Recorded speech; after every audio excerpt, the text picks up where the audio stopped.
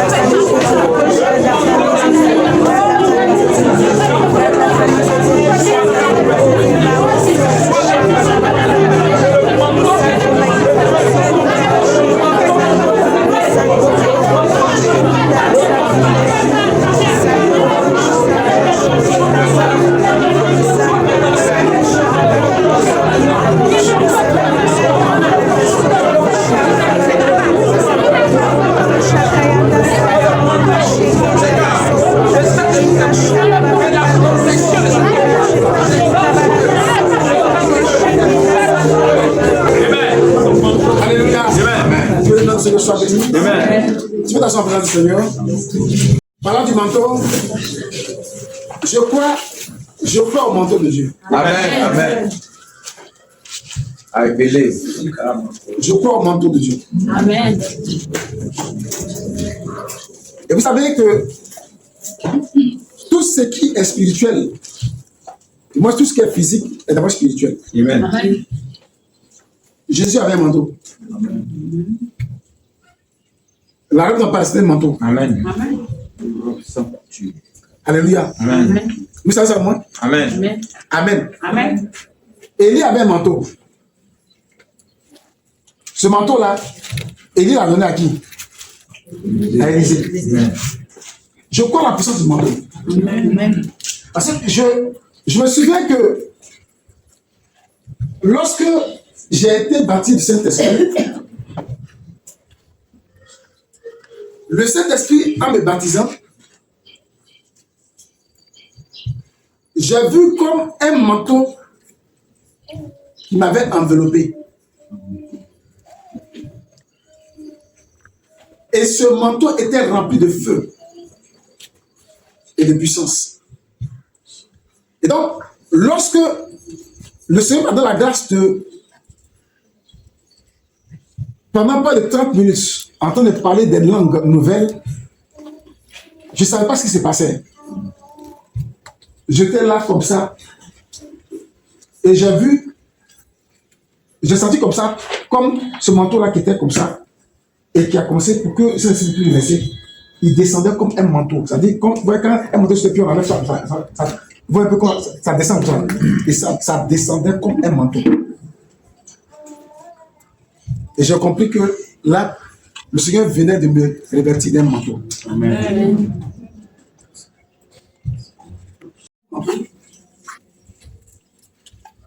Le manteau a plusieurs rôles. Amen.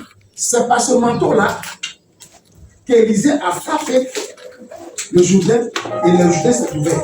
Amen.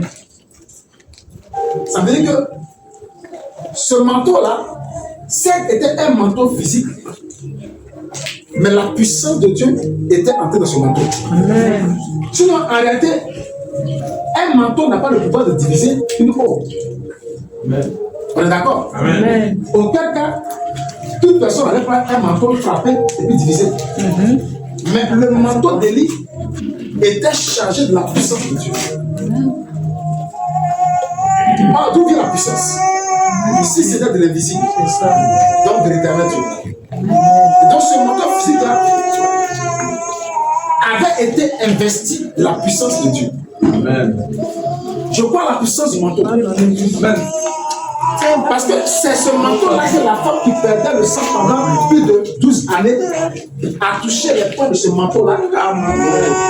Et le sang s'est arrêté. Une force. Je crois à la puissance du manteau. Parce que la Bible déclare que lorsque Pierre et les apôtres étaient dans leur ministère, On prenait les habits qui touchaient leur corps. Et lorsqu'on appliquait sur les malades recevaient la guérison. Amen.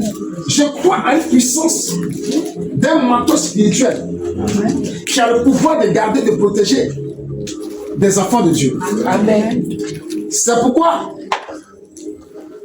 lorsque le patriarche lui-même, Jacob, il a fait un manteau et il a donné son fils, Joseph, qu'il a tissé de ses propres mains. Mais pourquoi il n'a pas fait ce manteau-là pour tous ses frères? Il y a un pouvoir, il y a un manteau qui est là, il y a un manteau spirituel qui existe, qui permet à un homme de Dieu de pouvoir exercer dans son ministère. Seigneur, je bénis ton nom pour le manteau que tu as posé sur ma vie au nom de Jésus. Amen. Que par ce manteau, des signes et des prodiges s'accomplissent dans la vie de ton peuple au nom de Jésus. Amen. Et du peuple que tu enverras de loin partout au nom de Jésus. Amen. Que ce soit un manteau de guérison. Amen. Que ce soit un manteau de protection. Amen. Que ce soit un manteau de miracle. Amen. Que ce soit un manteau pour apporter la restauration spirituelle, physique, matérielle et financière dans la vie de ton peuple au nom de Jésus. Amen. Je crois la puissance de ce manteau. Amen. Malheureusement, il arrive que certaines personnes ne comprennent pas. Et ces personnes-là peuvent essayer de se dégager de ce manteau. Quitter donc la protection de ce manteau-là. Amen. Amen. Amen. Plusieurs malheureusement s'exposent très souvent. Alléluia. Amen. Je dis à quelqu'un, il y a un manteau sur l'église. Il y a un manteau sur l'église. Il y a un manteau sur l'église. Il y a un manteau sur l'église. Et ce manteau-là. Et ce manteau-là. Garde et protège. Garde et protège. Les enfants de cette assemblée. Les enfants de cette assemblée. Au nom de Jésus. Au nom de Jésus. Le manteau n'est pas le thème donc de mon message. Alléluia. Amen. Mais je veux partager. Amen. Amen. Cette relation pendant que nous sommes en train de prier. Que notre soit béni. Amen. Amen. Amen. Seigneur, bénis ta parole, Adonai. Et accompagne ton Dieu pour ce jour. Dans le nom puissant et glorieux de Jésus-Christ de Nazareth. Amen. Amen. Le titre de mon message ce jour, c'est tout concours au bien de ceux qui aiment Dieu. Tout concours au bien de ceux qui aiment Dieu. Qui nous rappelle le titre? Tout concourt au bien de ceux qui aiment Dieu. Tout concourt au bien de ceux qui aiment Dieu. Romains chapitre 8. À partir du verset 28.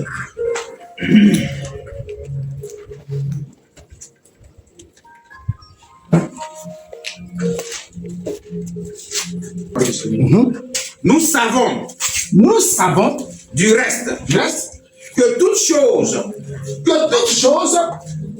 concourt au bien de ceux qui aiment Dieu. De ceux qui aiment Dieu. De ceux qui sont appelés. De ceux qui sont appelés. Selon son dessein. Selon le dessein de Dieu. Continue. Verset 29. Oui. Car ceux qu'il a connus d'avance. Ceux que Dieu a connus d'avance. Il les a aussi prédestinés. Il les a aussi prédestinés. À être semblables à l'image de son Fils. À être semblables à l'image de son Fils. Afin que son Fils fut le premier-né. Entre plusieurs frères. Et ceux qu'il a prédestinés. Il les a aussi appelés. Et ceux qu'il a appelés. Il les a aussi justifiés. Et ceux qu'il a justifiés. Maintenant. Il les a aussi glorifiés. Dis Amen. Amen. Tout concourt. Oui. Au quoi? Tout concourt au quoi? Ça veut dire quoi? Tout concourt au bien de ceux qui aiment Dieu. Ça veut dire quoi?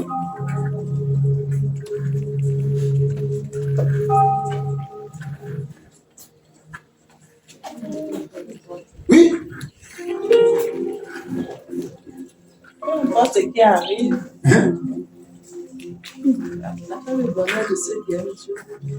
Peu importe ce qui arrive, ça participe au bonheur de ceux qui aiment Dieu. Oui, qui encore?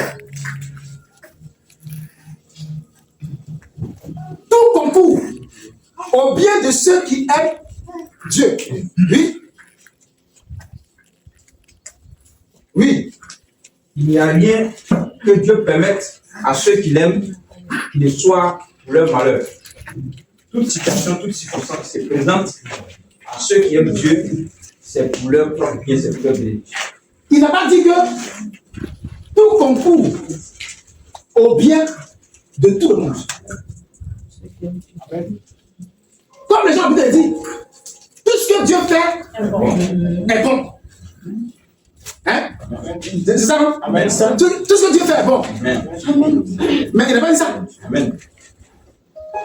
On entend tout souvent les gens dire, tout ce que Dieu fait est bon. Avec ça, tout ce que Dieu fait est bon. Amen. Mais ça, ici, il n'a pas dit ça. Il dit tout concourt, ça ressemble à ça, mais pas ça. Il dit tout concourt au bien de ceux qui aiment Dieu. Ah! C'est quoi entend l'habitude, on dit quoi? Tout ce que Dieu fait est bon. Tout ce que Dieu fait est bon. Mais est-ce qu'il y a des choses, quand ça arrive dans leur vie, elles sont bonnes? Non. Non. Hein? Non. Ce n'est pas bon. Il y a des choses même qui ne sont pas bien du tout. C'est ça.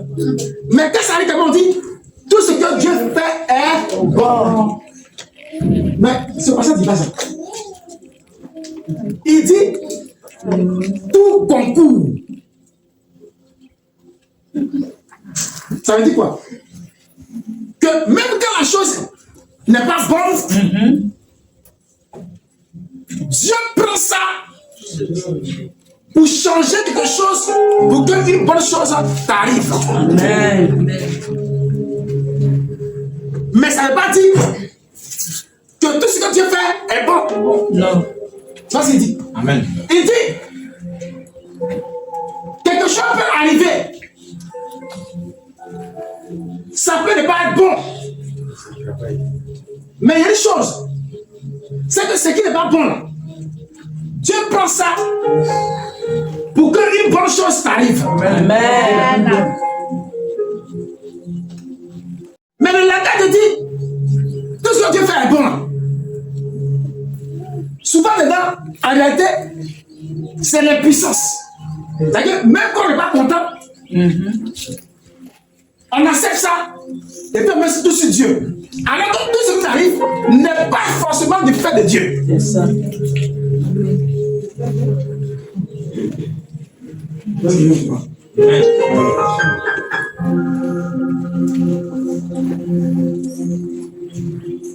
Genèse chapitre 37. Nous allons parcourir l'histoire de quelqu'un qui va nous aider à comprendre le titre de ce message. C'est l'histoire de Joseph. Et tout le monde connaît cette histoire de Joseph. Écoutez-moi très bien. Donc, il se trouve que Joseph est avec ses frères. Amen. Et pendant qu'il est avec ses frères, que ses frères travaillent, son père l'envoie pour aller superviser le travail de ses frères. Et il vient faire chaque fois de rapport à son père. Et pendant que les enfants étaient ensemble, Dieu leur va donner un songe. À qui ça? Joseph. À Joseph. Et dans le songe, parce qu'il y a eu deux songes. Dans le premier songe, qu'est-ce qu'il dit? Dans le premier songe, il dit à ses frères que on avait des gerbes ensemble. Verset 6. Lis ça, papa. C'est ça. Joseph eut un songe. Oui. Et il le racontait à ses frères qui le haïrent encore davantage. Il leur dit, écoutez donc ce songe que j'ai eu. Écoutez le songe que j'ai eu. Nous étions alignés des gerbes au milieu des On champs. était ensemble en train d'attacher ces gerbes-là au champ. Et voici, ma gerbe se leva et se tint debout, et vos gerbes l'entouraient, et vos gerbes l'entouraient, et se prosternèrent, et on commençait à se prosterner devant ma gerbe. Donc, lorsqu'il a raconté donc ce songe à ses frères, qu'est-ce qui s'est passé? Ses frères ont commencé à faire quoi? À le détester, à le haïr. Premier songe. Son père aussi est informé de ce songe. Et pendant que les jours, les années sont en train de passer, il reçoit un deuxième songe. Nous sommes toujours avec Joseph. Dans le deuxième songe, au verset 9, il dit quoi? Il eut encore un autre songe. Et il le raconta à ses frères. Et il va raconter donc à ses frères. Il dit, j'ai eu encore un songe. Et voici, le soleil, la lune, et 11 étoiles, se prosternaient devant moi. Étaient en train de se prosterner devant moi. Il le raconta à son père. Et à ses frères.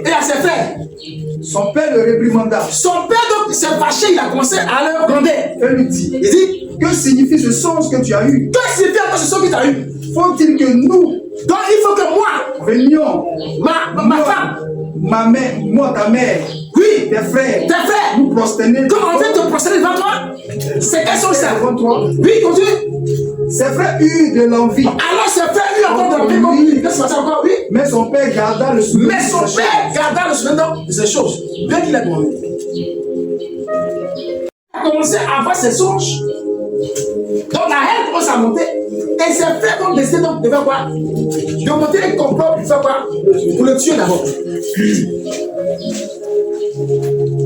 Mais après, ils sont ravisés. Parce qu'il y a un frère aîné qui est venu qui a dit non, ne le tuons pas. Il ne faut pas que le sang de notre frère soit sur la main. Donc qu'est-ce qu'on doit faire? Ce qu'il voulait faire, c'est de le vendre.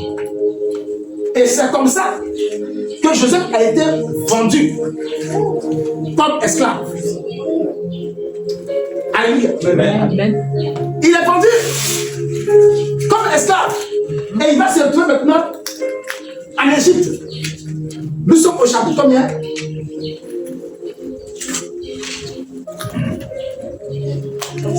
Chapitre 37. Oui. Chapitre 39, il est vendu. Chapitre 39. Oui, 39. Chapitre 39. Il était vendu. Donc il se retrouve où ça? En Égypte, n'est-ce pas? Amen. On fit descendre Joseph en Égypte. Et Potiphar, officier de Pharaon, chef des gardes, égyptien, l'acheta des Islamites. Oui, mais des Ismaélites. Regardez, Joseph, ses frères n'ont pas pu le tuer. Ils l'ont vendu, n'est-ce pas? Amen. Et il est vendu, il se retrouve où ça? Chez Potiphar. En Égypte? En Égypte. Chez Potiphar. Donc, lorsqu'ils l'ont vendu, il n'est pas mort. Mais, devant moi, mais est-ce qu'il est bien de vendre quelqu'un? Non. Normalement, s'ils l'ont vendu, c'est un vrai acte qu'ils ont posé. On est d'accord? Yes. La Bible dit que tout concourt au bien de ceux qui aiment Dieu. Il n'a pas dit que tout concourt au bien de tous. Il dit tout concourt au bien de ceux qui font quoi? Aiment. Qui aiment qui? Dieu. Ça veut dire quoi? Que tous ceux qui aiment Dieu, ceux qui aiment vraiment Dieu, peu importe les situations qui peuvent arriver, mais Dieu fera toujours concourir. Que ce soit en bien comme en mal, Dieu va faire concourir les choses à leur bien. Amen. Il dit tout concourt au bien de ceux qui font quoi? Mais tout concourt au bien de ceux qui quoi? Aime Dieu. Donc le plus important c'est quoi? D'aimer Dieu. Le plus important c'est quoi? D'aimer quoi? Dieu. D'aimer qui? D'aimer Dieu, n'est-ce pas? Amen. Donc si vraiment tu aimes Dieu, peu importe les situations qui vont arriver, ça te fera toujours du bien. Yes. Alléluia. Mais quels sont ceux-là qui aiment Dieu? Quels sont ceux-là à qui Dieu fait conclure tout à le bien?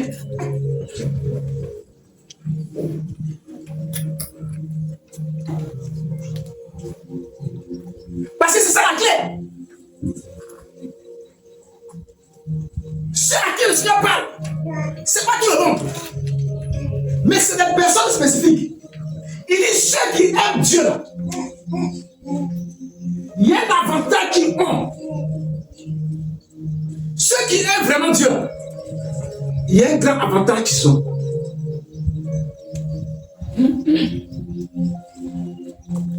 Jean chapitre 15. Jésus était avec ses disciples. Il a marché avec ses disciples jusqu'à un point où Jésus devait maintenant être crucifié, donc il devait les quitter.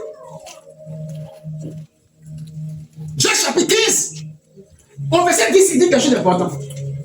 Celui qui a dit Amen. Amen. Jean chapitre 15, verset 10. Est-ce que quelqu'un peut lire?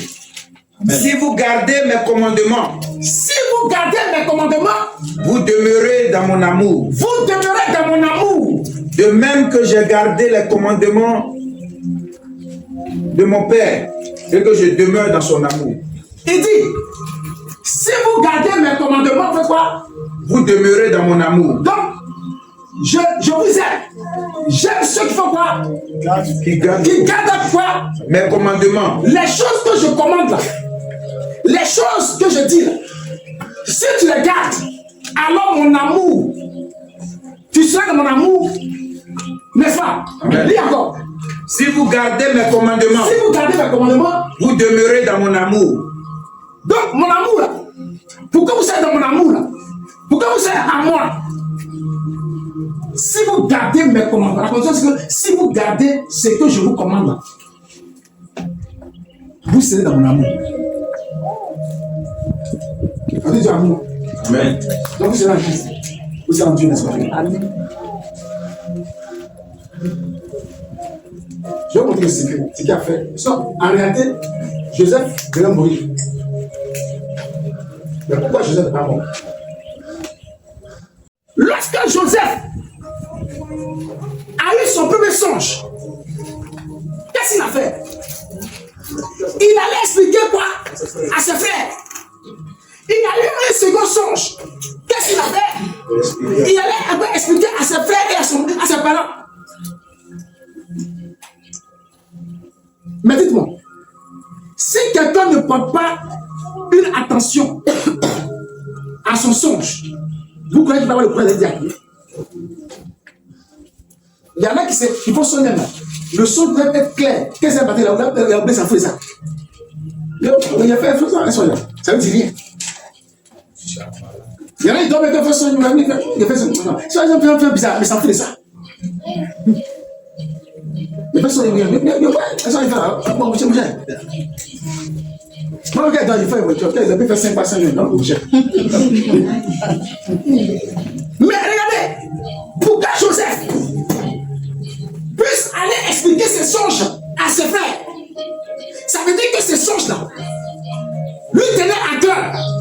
Il savait que ces songes étaient un message de Dieu pour lui. Donc il avait quoi? Il a gardé quoi? Cette révélation qu'il a reçue de la part de Dieu, il a scellé dans son cœur. Il a aimé cela. Il a vu cette vision. Il a fait corps et âme avec quoi? Ces songes qu'il a reçus. Donc c'était pour lui d'une haute importance. Alors il va avec ses parents et puis il a expliqué son songe.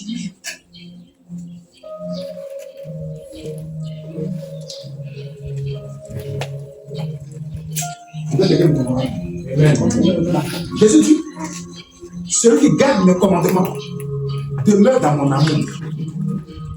Mais est-ce celui qui ne garde pas mes commandements? Mais regardez, celui qui garde le commandement du Seigneur, celui qui garde la révélation de Dieu. Celui qui garde la parole de Dieu, n'est-ce pas? Demeure dans l'amour de Dieu, n'est-ce pas? Et c'est dit, celui qui garde ses commandements demeure dans son amour. Amen.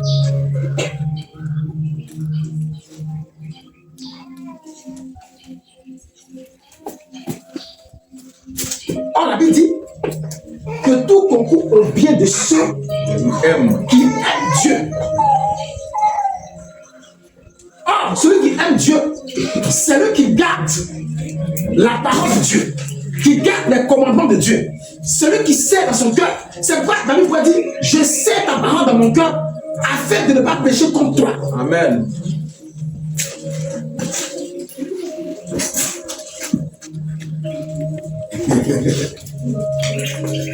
Alléluia. Amen.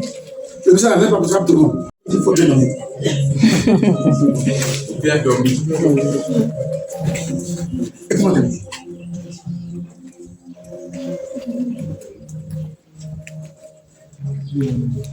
Lorsque tu aimes quelqu'un, tu as confiance à cette personne. Est-ce que tu crois que quelqu'un qui t'aime peut te faire du mal? De toi à moi, quelqu'un qui t'adore tout ton cœur. Ça veut dire, même quand il a fait quelque chose qui semble être quoi? Mauvais, tu sais une chose, c'est que tu t'as dit, c'est que celui-là, tout le celle-là, elle peut pas me faire du mal. Donc, je la regarde sur ma tête, c'est pas possible. C'est que forcément, il y a quelque chose derrière. C'est pas ça? Parce que quand tu aimes, aimer, c'est faire confiance. Peu importe les circonstances, peu importe les choses qui arrivent, peu importe, n'est-ce pas, les soucis qui peuvent arriver, mais une chose, il y a une confiance qui est là. Donc, même quand le malheur est en train d'arriver, même si c'est un danger, même si il y a quelque chose que je vois de manière négative, je sais une chose, c'est que cette personne ne peut pas faire quelque chose qui va me faire quoi? Qui va me faire du mal. Tu dois comprendre quelque chose. Mais pourquoi alors, lorsque cette situation arrive, on commence à se plaindre déjà? On pense ah non, il y a de ça, il y a ça, pourquoi? Mais pourquoi quand cette situation arrive déjà, cette situation arrive, on est désemparé. Cette situation, ça peut être des attaques, ça peut être des chutes. Ça peut être quoi encore? Des épreuves. Mais pour être un enfant de Dieu, qui aime Dieu, c'est une chose. C'est que quand tout concourt à son bien, peu importe ce qui est en train d'arriver maintenant que je vois maintenant, mais je sais que ça là, Dieu va prendre ça, il va transformer ça afin que je sois heureux, que je sois heureuse. Amen.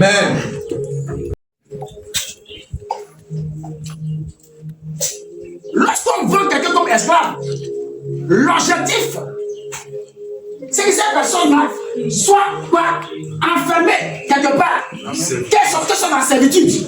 Voilà, c'est pourquoi ces frères l'ont vendu comme esclave. Mais regardez quelqu'un qui est vendu comme esclave, il arrive chez Potiphar, et qu'est-ce qui s'est passé? On fit descendre Joseph en Égypte, et Potiphar, officier de Pharaon, chef des gardes égyptiens, l'acheta des Ismaélites qui lui avaient fait descendre. Et il arrive là, et le monsieur lui confie toute sa maison. Quelqu'un qui est esclave, toute la maison. Et dans la maison, un problème encore va se poser. C'est que la femme de Potiphar va commencer à faire les yeux doux à l'enfant. Les yeux des femmes, papa. Exactement. Vous savez, quand je dis donc que, en fait, Joseph aimait Dieu, vous allez comprendre. Parce que pour quelqu'un qui n'aime pas Dieu, voir la patronne dans la maison, de faire les yeux doux, mais à longtemps il va tomber de ses bras. Mais lui, il aimait Dieu. La parole de Dieu est dans son cœur. Il savait que quoi? Que dans son cœur, le Dieu qui s'était révélé à lui, là, lui avait quoi? Montré une grande destinée. Amen. C'est pourquoi même quand il est esclave là, c'est pas ça qu'il regarde. Il regarde le plan de Dieu. Amen. Et donc, quel que soit le complot que cet homme pourrait faire, lui, son avenir n'était pas attaché à ces choses. Amen. Parce qu'il voyait ça comme étant petit. Il considérait ces choses pourquoi? C'est vrai, tout ce temps, la femme lui a fait des promesses. Quelqu'un doit se dire, mais la vieille mère, elle touche tout qu'il y a là. Et c'est ce que c'est fait aujourd'hui. Amen. Au point où, il y a un scandale même à quoi J'avais ça ce matin. Les jeunes, les enfants qui aiment se faire voir. Plusieurs jeunes. Les jeunes là, tellement ils aiment le matu-vu, les enfants vont se donner derrière. Et ce monsieur, il paraît qu'il a l'argent. Il a pris un comme ça, il allait à l'hôtel, il allait faire ces choses. L'enfant maintenant, c'est gâté. L'enfant est immobile, mais il ne peut plus bouger comme s'il était mort. En ce moment, c'est le scandale. En ce moment. Mais si, regardez, pour de l'argent, pour le matu-vu, parce que pour les gens qui n'ont pas la clé, regardez un peu ça. Les gens sont capables, les enfants sont capables d'aller donner derrière. Imaginez maintenant que c'est une vieille mère. Elle a jeton. Elle a tout ça, une nyaï.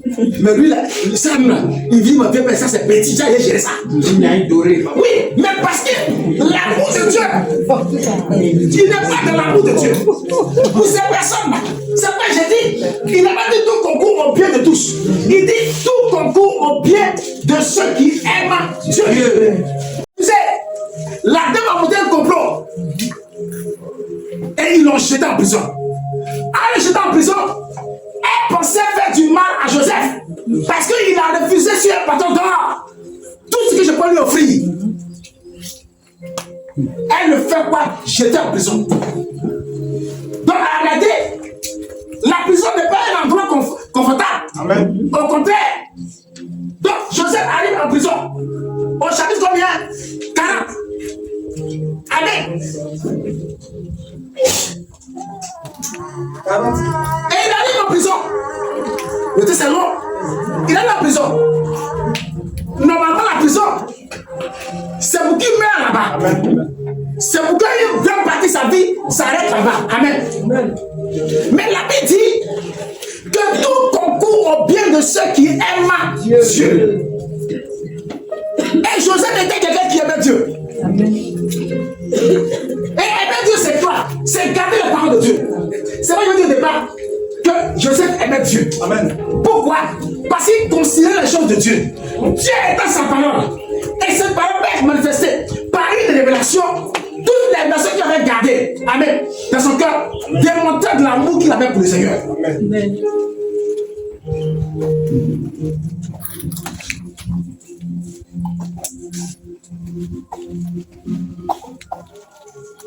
Avec votre Dieu, étant en prison, Joseph ne pensait pas aux différents soins qu'il avait reçus. Bah, il continue quoi? Toi, tu as quoi là? Ou quoi la maîtresse, le maître la maison t'a tout confié. La maîtresse de la maison elle-même, normalement, c'est pas mettre garde à faire.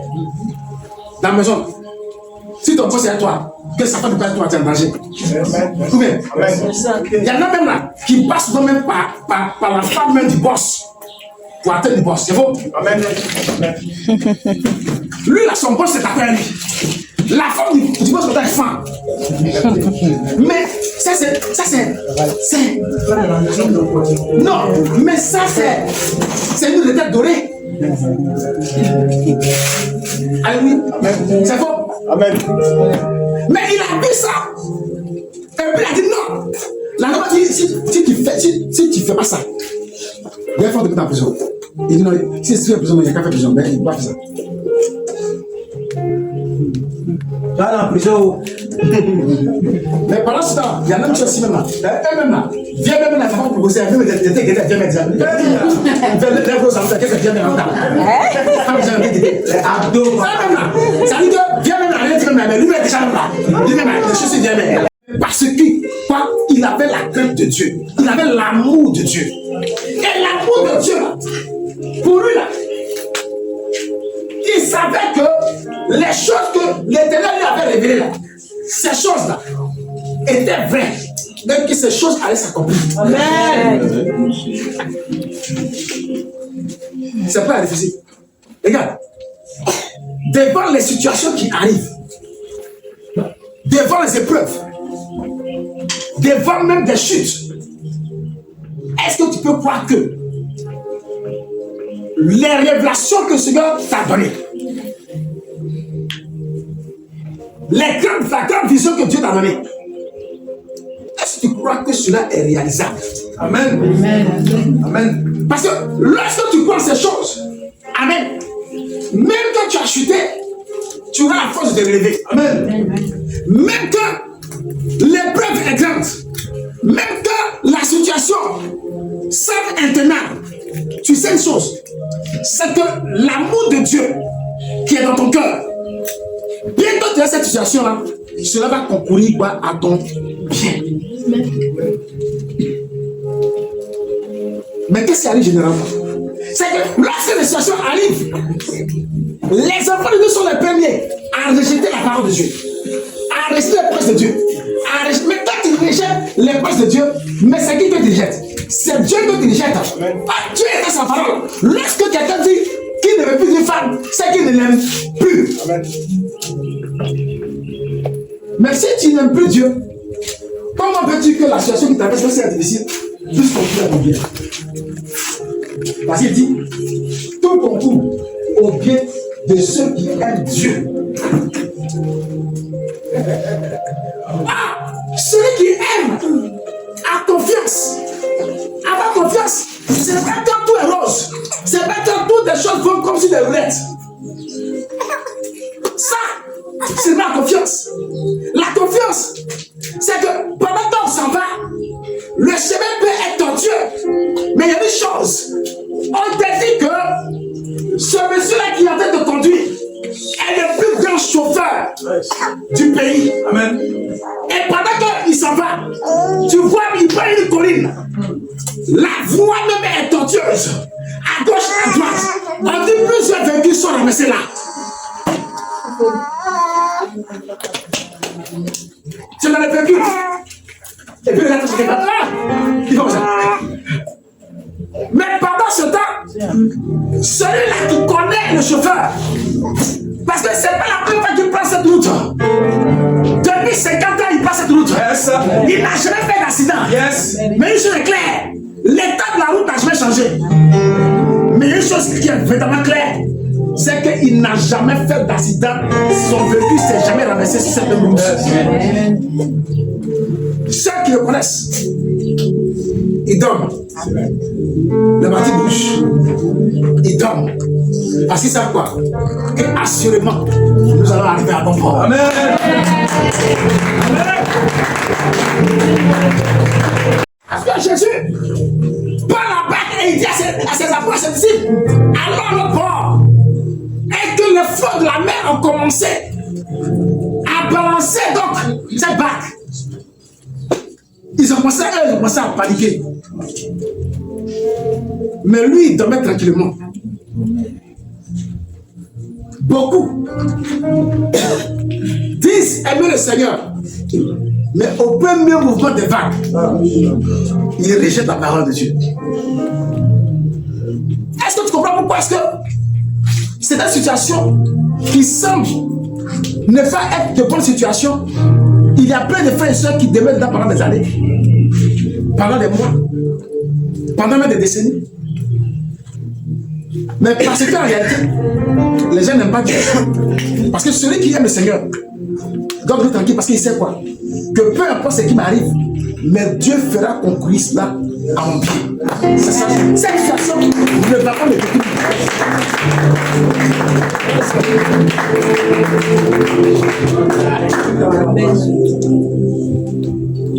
Il y a une seule qui me donne son témoignage. Elle travaille dans une entreprise pendant des années.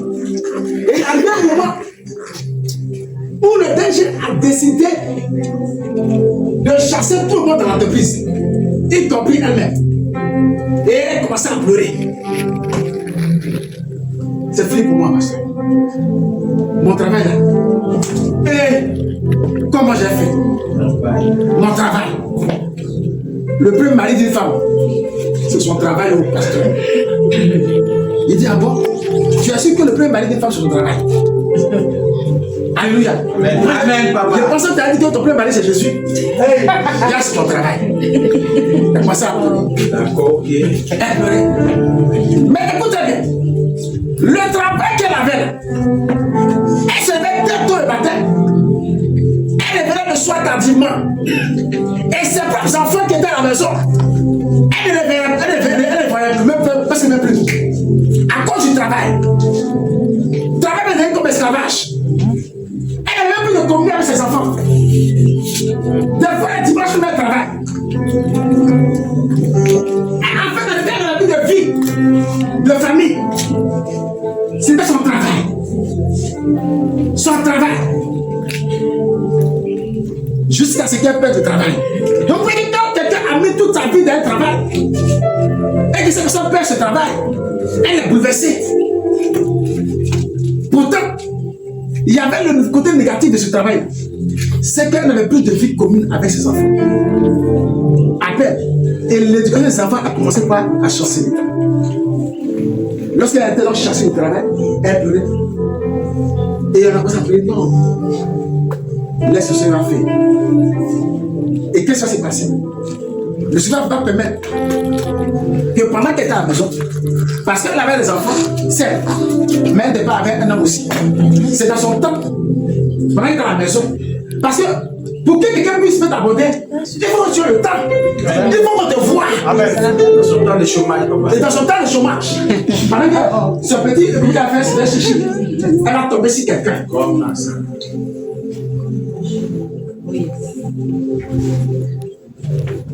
Et l'homme va lui demander, qu'est-ce que tu fais? Je travaille tant. Le chef d'abord, au départ, il a mis s'il voulait d'aide. Il est d'accord, non? Mais j'ai contacte. Et le gars a pris ce dossier. Il a vu quelque part une entreprise où elle sera employée. Mais les conditions de cette nouvelle entreprise sont bien meilleures à celles de l'ancienne entreprise, non seulement. Mais ce travail-là, elle avait le temps d'aller, de venir tôt et de s'occuper de ses enfants. Mais en plus de cela, le cadeau qui va venir en plus, celui qui va mettre en position de dossier va devenir plus tard son mari. Amen. Double portion. Double. Amen. Alléluia. Amen. Dieu comprend la pensée des gens. Alléluia. Dieu ne comprend pas la pensée de Dieu. Amen. Tout compris. Amen.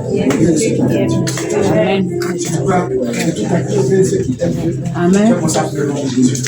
Dis Seigneur, je veux que mon amour en toi, Seigneur, soit parfait. Peu importe la situation.